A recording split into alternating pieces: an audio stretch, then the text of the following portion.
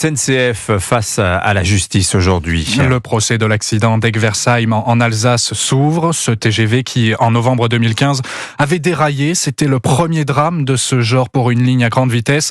Et c'est un traumatisme encore aujourd'hui pour les familles de victimes qui réclament justice, Mélina Fachin. Cet après-midi du 14 novembre 2015, la rame TGV à l'essai sur cette future ligne à grande vitesse amorce un virage trop vite, bien trop vite, 265 km/h, soit près de 90 km/h au-dessus de la vitesse recommandée.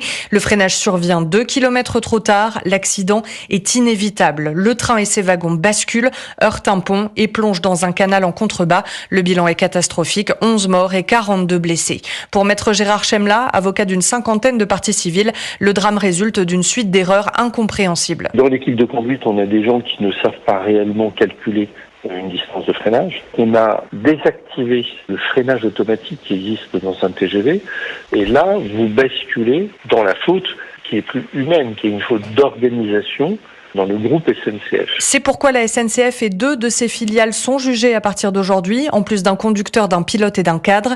On attend qu'elles assument enfin leur part de responsabilité lors de ce procès, insiste l'avocat. Mélina Fachin pour Europe 1.